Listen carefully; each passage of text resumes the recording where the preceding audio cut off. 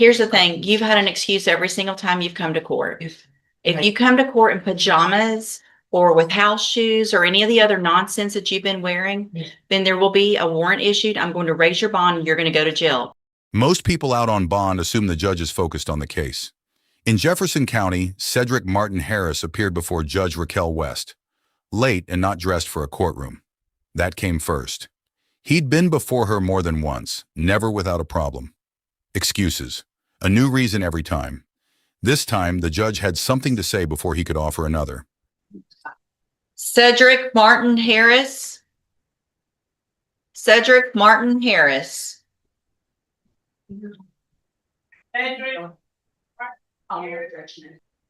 Bond will be forfeited for non-appearance and reset at $100,000.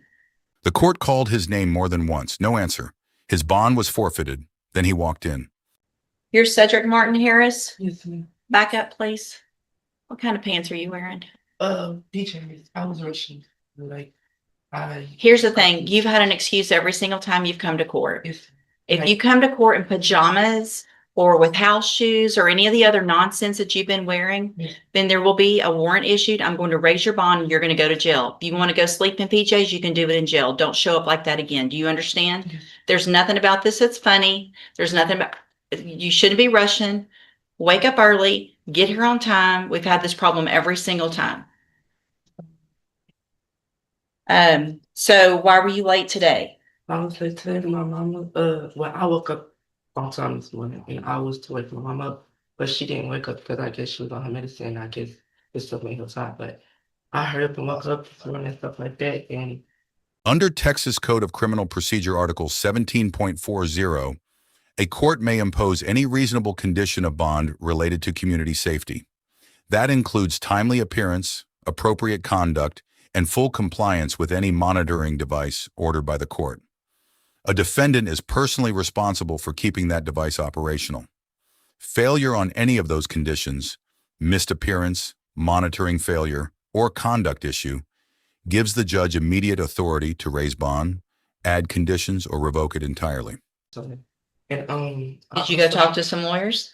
Yes, ma'am, I did. Who'd you talk to? I talked to Mr. West. He still hasn't given my price yet. Who? Mr. West. Okay. He haven't given my price yet. I haven't come back contact with me. And I talked to Mr. Rife. He charged me $1,500. And I talked to Jade of Peros of Law Enforcement in Beaumont, Texas.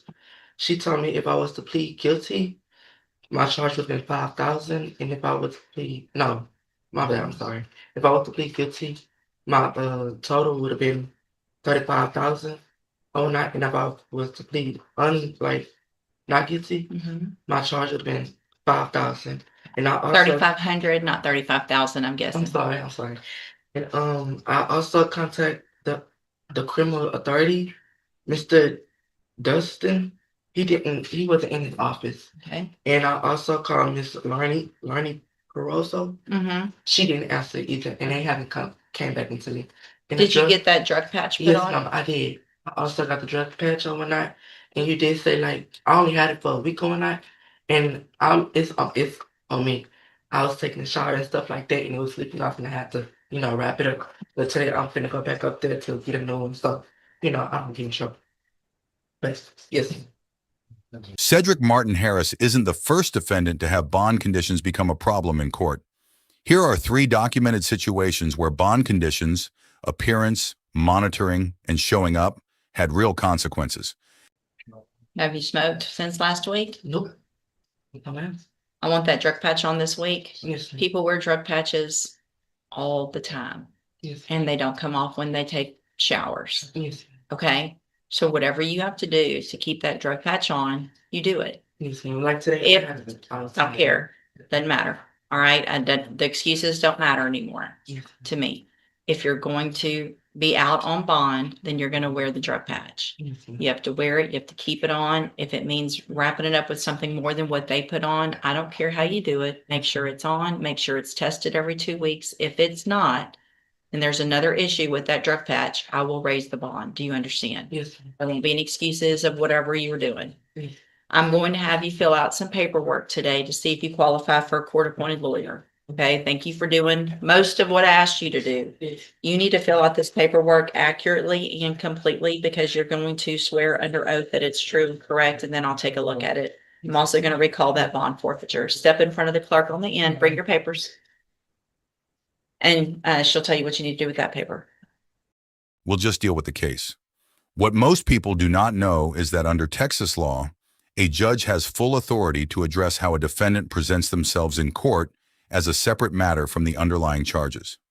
Under Texas Code of Criminal Procedure, Article 17.40, courts can impose any reasonable condition of bond necessary to ensure the defendant's appearance and the safety of the community, including conduct and monitoring requirements. Cedric Martin-Harris had been before Judge Raquel West multiple times with an excuse each time. The pajamas were the visible problem. The drug patch was the legal one. She addressed both and made sure he understood what comes next if either problem continues. Would you have given him another chance or raised that bond on the spot? Drop it in the comments. If you want more cases like this, subscribe.